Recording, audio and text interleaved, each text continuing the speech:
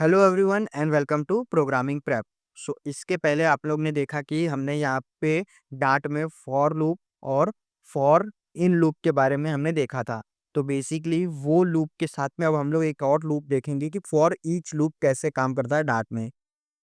हमने almost dart में बहुत सारे टॉपिक्स कवर कर चुके, और ये जो अभी हम लोग टॉपिक कवर कर रहे हैं लूप से रिलेटेड टॉपिक कवर कर रहे हैं। तो एक बार मैं वीडियो स्टार्ट करने से पहले आपको कुछ बता देना चाहता हूँ कि मैंने ऑलमोस्ट 7-8 वीडियो बना चुके हैं डार्ट में। सो अगर आपको वो वीडियो अच्छा लग रहा है और आपको ऐसा लग रहा है कि मैं आपको और एडवांस लेवल के डार्ट सिखाऊं, तो आप प्लीज़ मुझे कमेंट सेक्शन में बताइए। मैं उसके बारे में आपको और एडवांस तरीके से डार्ट सिखा सकता हूँ। मुझे बस इतना ही बोलना था। अब वीडियो को स्टार्ट करते हैं। और सबसे पहले अभी हम लोग देख लेते हैं कि डेफिनेशन देखते हैं कि फॉर ईच लूप डेफिनेशन काम कैसे करता है। तो बेसिकली जो फॉर ईच मेथड यहाँ पे आप देख सकते हो कि method in Dart is a functional way to iterate over a collection like list set और map. It is commonly used when to apply function to each element in a collection. तो basically इसका काम क्या होता है for each loop का, मैं आपको एक कंसेप्ट क्लियर करता हूँ कि फॉर ईच लूप डार्ट में एक मेथड होता है जो कलेक्शन, जैसे कलेक्शंस में जैसे लिस्ट हो गया, तो उसके एलिमेंट को आइटरेट करने के लिए यूज होता है। बेसिकली क्या होता है कि जो कलेक्शन जैसे लिस्ट वगैरह हो गए, तो वो जो एलिमेंट रहते हैं उसको आइटरेट करने के लिए यूज करते हैं। ये मेथड फंक्शन को हर एलिमेंट पर अप्लाई करता है।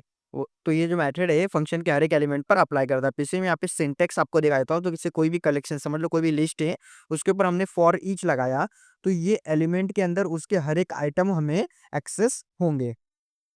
तो क्या होता है कि एलिमेंट कलेक्शन के हर आइटम, जो एलिमेंट रहता है वो कलेक्शन में के हर आइटम को रिप्रेजेंट करता है। कलेक्शन में जो जो आइटम्स है उसको हर एक रिप्रेजेंट कौन करता है? एलिमेंट।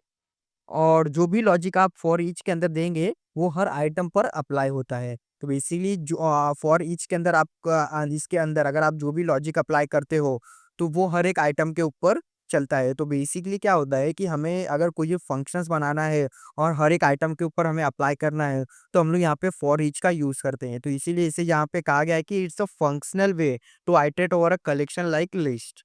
तो आप फॉर ईच लूप के बारे में समझ गए होंगे। जैसे हम लोग फॉर लूप देखा था, तो उसके अंदर अगर आपको इंडेक्स एक्सेस करना है तो आप फॉर लूप यूज कर सकते थे। और फॉर इन लूप में क्या होता था कि हम लोग इंडेक्स को एक्सेस नहीं कर पाते थे। और यहाँ पे फॉर ईच लूप हमें की यूज कर सकते हैं कि अगर हमको फंक्शनल चीजों को आइटरेट करवाना है, तो हर एक कलेक्शन के हर एक आइटम के ऊपर, तो हम लोग फॉर ईच लूप को यूज कर सकते हैं। अब यहाँ पे लिखा है कि when to use for each loop. जैसे मैंने आपको बताया कि फंक्शनल प्रोग्रामिंग के लिए आप इसको यूज कर सकते हैं। If you want to high order functions और एनोनिमस फंक्शन लाइक क्लोजर, तो फंक्शंस के अंदर फंक्शंस जो रहते हैं उसके लिए आप इजीली वे में फॉर ईच को यूज कर सकते हैं। अब एक की डिफरेंस देख लेते हैं फॉर ईच और फॉर इन में। इसके पहले जो वीडियो मैंने बनाया था जो कि फॉर इन लूप का था, उसके अंदर मैंने डिफरेंस बताया था कि फॉर लूप और फॉर इन लूप में क्या डिफरेंस है। और इसमें अब मैं आपको बता देता हूँ, अगर आपने वो वीडियो नहीं देखा है तो आप एक बार आप जाकर वीडियो देख सकते हैं। तो उसमें आपको डिफरेंस और फॉर इन लूप कैसे काम करता है, और उसके जस्ट पहले वीडियो में मैंने ये भी बताया कि फॉर लूप कैसे काम करता है, तो आपके दोनों कंसेप्ट क्लियर हो जाएंगे। सो ये हो गए। अब मैं आपको ये डिफरेंस बताता हूँ कि फॉर ईच और फॉर इन लूप में क्या डिफरेंस होता है। तो बेसिकली क्या होता है कि जो for each is a method collection, so you can apply function to element. So basically जो भी एलिमेंट्स रहते हैं उनके अंदर आप फंक्शंस को अप्लाई कर सकते हैं। और ठीक में उसी तरीके से for in loop that provide a more traditional iteration over collection with access to element directly.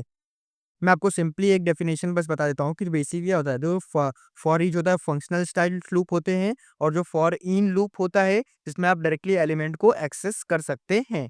ये बेसिकली एक सिंपल डेफिनेशन है। अभी हम लोगों ने डेफिनेशन पता कर लिया, सिंटेक्स देख लिया, क्यों यूज करना है वो देख लिया। अब हम लोग चलते हैं कि जो यहाँ पे हमने एक एग्जांपल लिया है समझ लो। तो यहाँ पे हमने जैसे मैंने बताया कि फॉर इसको हम लोग किस पे यूज़ कर सकते हैं, कलेक्शंस वगैरह पे। तो यहाँ पे मैंने आपको दिखा दिया कि फॉर ईच में हम लोग नंबर्स से यहाँ पे ले लिया, और नंबर्स में 1 2 3 हमने एक यहाँ पे कलेक्शन बना लिया। तो बेसिकली हमने एक सेट ऑफ कलेक्शंस बना लिया। तो बेसिकली अब इसमें हम लोग क्या चेक करेंगे कि नंबर्स को हम लोग क्या कर रहे हैं, फॉर ईच कर रहे हैं। तो अभी ये नम जो वैल्यू है इसके अंदर नंबर्स के हर एक जो आइटम से वो हम लोग ये नम्स में क्या कर रहे हैं, एक्सेप्ट कर रहे हैं। तो मतलब हमारे नम्स में ये नंबर्स के हर एक आइटम हमें एक्सेस हो रहे हैं। तो जैसे ही अभी हम लोग ये नम को प्रिंट करेंगे और जैसे हम लोग इसको रन करेंगे, तो आप देख सकते हो कि यहाँ पे हमें 1 2 3 प्रिंट हो गया। तो बेसिकली हमें यहाँ पे हमारा जो भी यहाँ पे था कि जो ना आइटम्स के अंदर हम लोग 1 2 3 हम लोग यूज़ किया है, जो भी हमारे आइटम्स हैं, वो हमें नम के अंदर हम उसको एक्सेस कर पा रहे हैं और हमें यहाँ पे नम प्रिंट हो गया है। सो आपने देखा कि हम लोग जो वो इसके पहले for loop, for in loop, फिर अभी फॉर ईच लूप, तो डार्ट में जो 3 तरीके के लूप्स होते हैं, जो कि काफ़ी ट्रेडिशनल वे में यूज़ होते हैं, तो मैंने इसके बारे में आपको सब बता दिया और लूप्स का ऑलमोस्ट कांसेप्ट्स क्लियर हो गए हैं यहाँ पे। सो अगर आपको मेरा वीडियो अच्छा लगे तो वीडियो को शेयर कीजिए और वीडियो को लाइक कीजिए। अगर आपको कोई भी डाउट है, कोई भी चीज़ थोड़ा-सा भी डाउट है, तो आप मुझे कमेंट कीजिए, मैं डाउट्स आपको क्लियर करूँगा, कमेंट्स के आपको रिप्लाई भी आएँगे। सो चैनल को सब्सक्राइब कीजिए, मिलते हैं नेक्स्ट वीडियो में।